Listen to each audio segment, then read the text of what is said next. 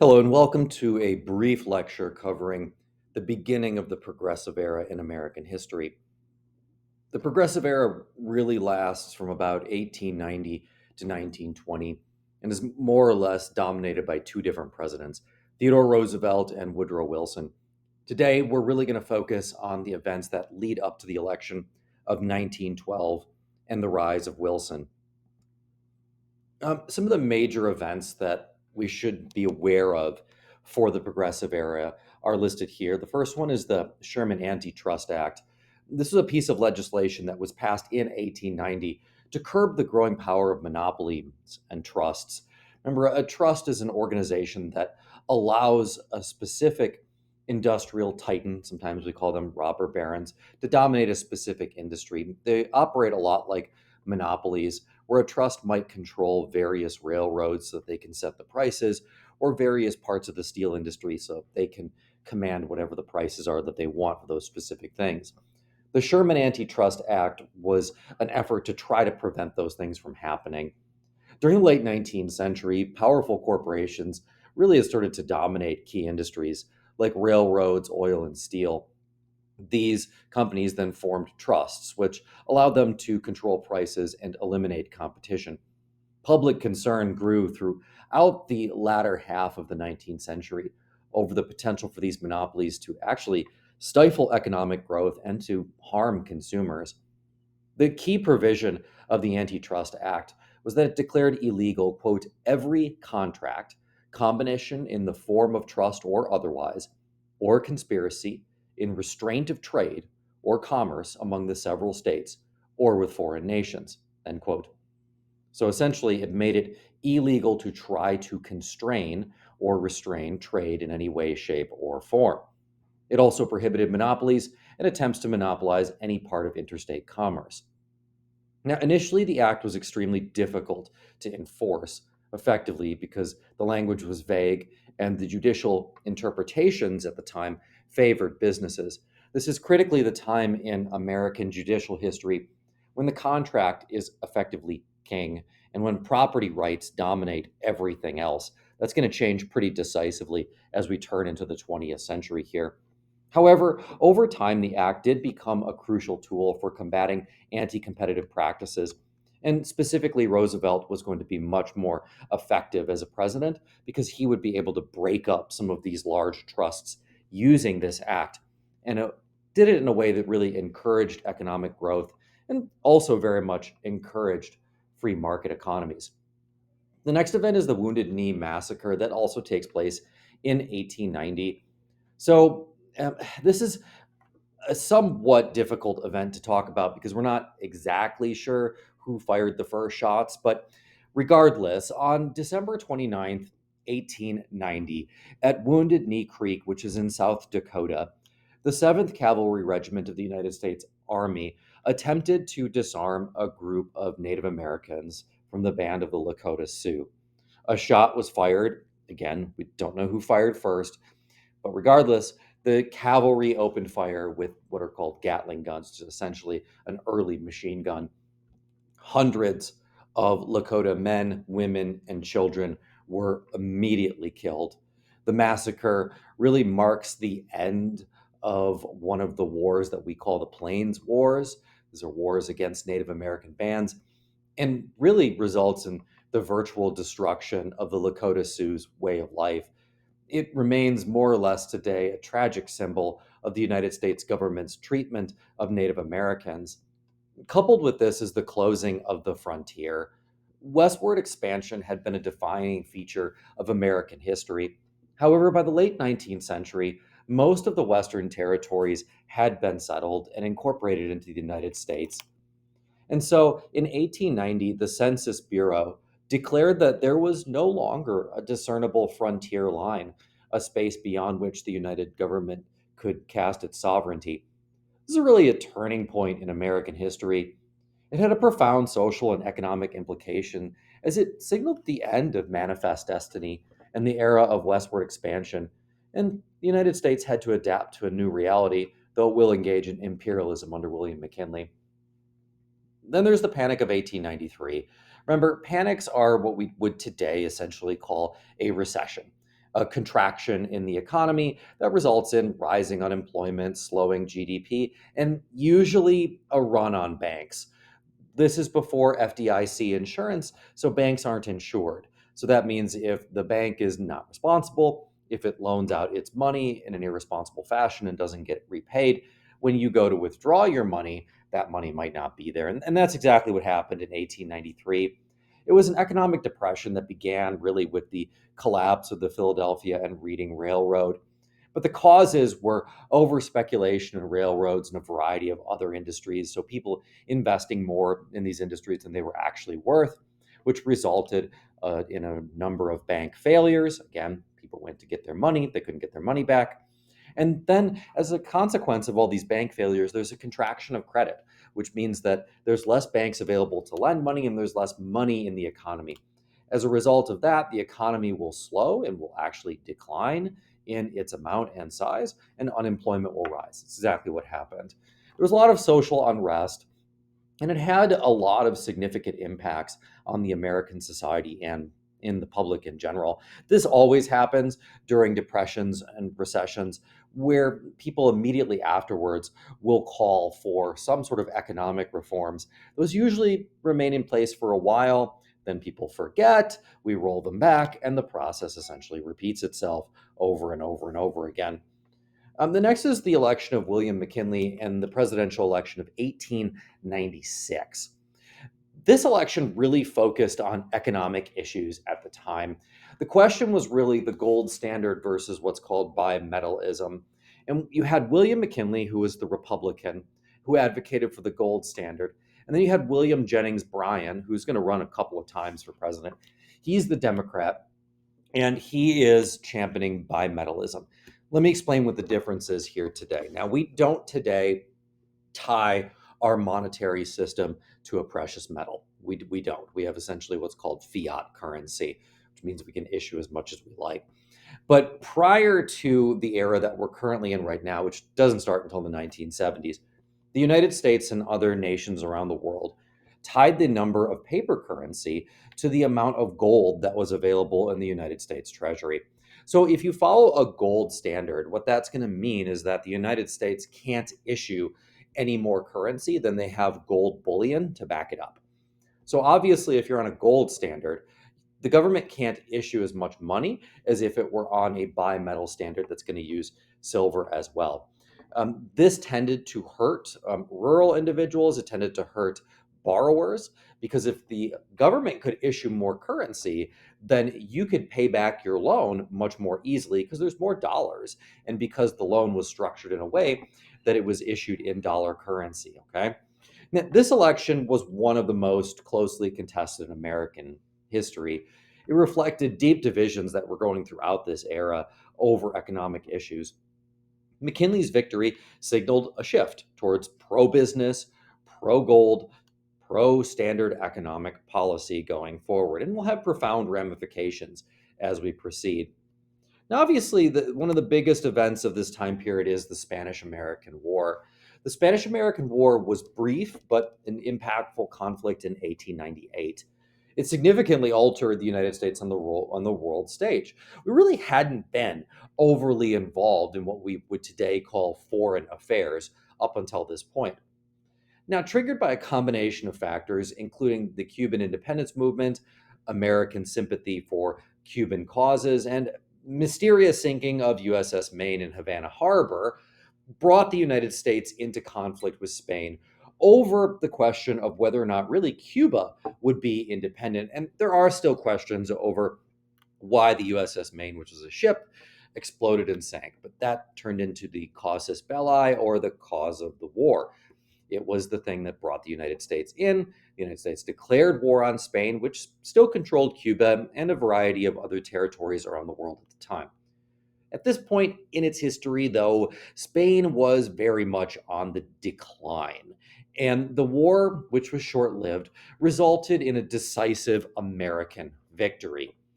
This victory brought with it significant acquisition of overseas territories for the first time for the United States, including Puerto Rico, Guam, and the Philippines.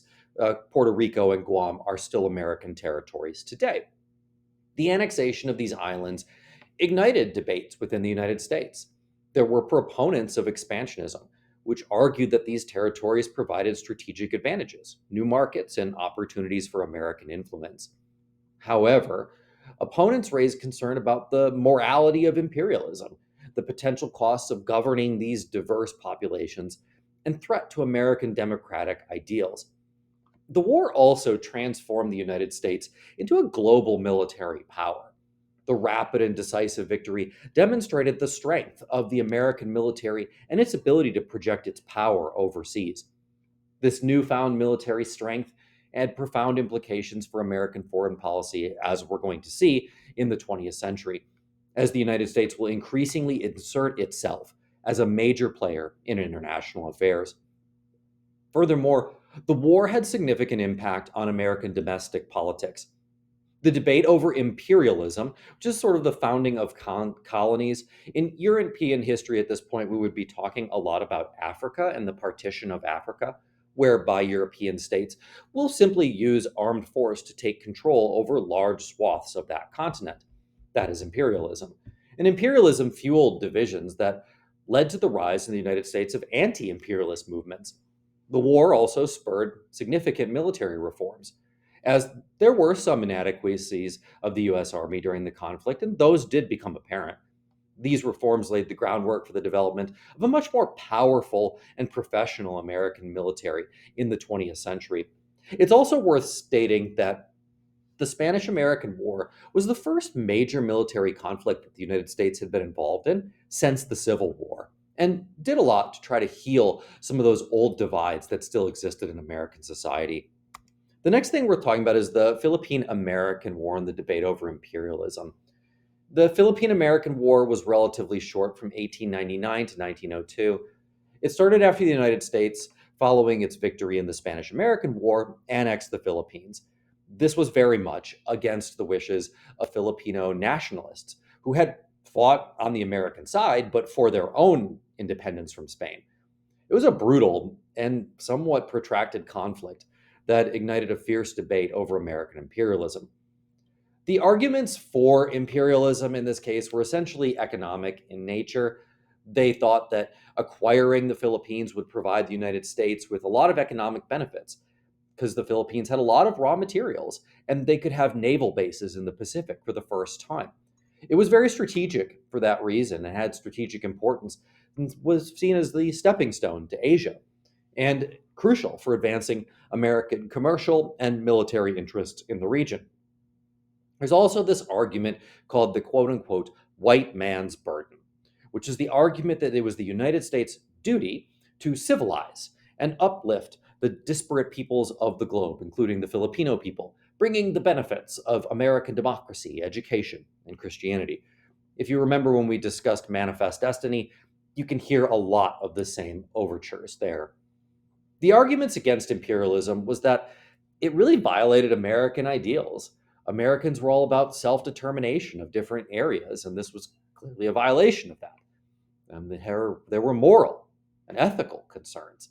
Many condemned the war as a brutal and unjust conflict, pointing to the high civilian casualties and the use of harsh tactics by the US military. And then there were those who simply said this was a pointless economic cost. They argued that the war and the subsequent occupation of the Philippines was simply costly and drained the United States of American resources over time. Now it's time to take a look at Theodore Roosevelt in a little bit more detail. Theodore Roosevelt was known for a couple of things, and he has a really very interesting biography that I won't get too much into here because I'm just going to hit the high notes. But he was known as the Trust Buster. He earned the nickname Trust Buster for his efforts to curb the power of large corporations and monopolies. He used the Sherman Antitrust Act to break up and regulate powerful trusts, like the Northern Securities Company.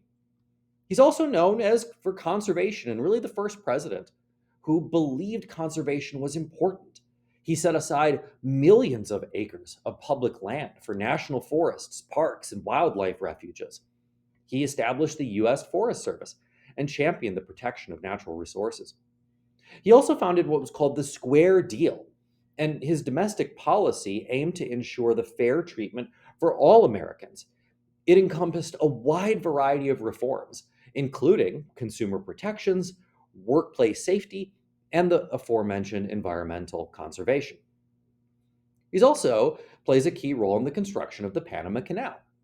The Panama Canal dramatically shortened the shipping route between the Atlantic and Pacific Ocean. He also supported Panamanian independence from Colombia to facilitate this project. Roosevelt's foreign policy was speak softly and carry a big stick. He emphasized that diplomacy was always going to be the first goal for the United States, but that military strength would be used when necessary. This is really builds on that old Monroe Doctrine that explained again to the foreign Europeans that the Americas were closed to colonialism and that this was the Americas' sphere of influence. Roosevelt built on this and argued that America would be aggressive now in protecting its territories where needed. It is worth noting that Roosevelt was awarded the Nobel Peace Prize in 1906 in mediating an end to the Russo Japanese War, a war that the Japanese won decisively, and a war that heralded a lot of changes in the Pacific to come that's going to ultimately result in Pearl Harbor in a bit. So, who were the progressives? Progressives are a diverse group of individuals and organizations. It's a general movement, so it's hard to pigeonhole it in any way, shape, or form. We could talk about politicians. You can certainly talk about progressive presidents like Theodore Roosevelt and Woodrow Wilson. They're certainly the most prominent progressive era presidents. Then there's state and local leaders. Numerous state and local politicians champion progressive reforms. Progressive reforms are things that give more power to the common people during this time period. We can talk about the 17th Amendment and other things like that, things that change the way that the government functions vis-a-vis the people. It's essentially an anti-elitist movement, much like populist movements are today.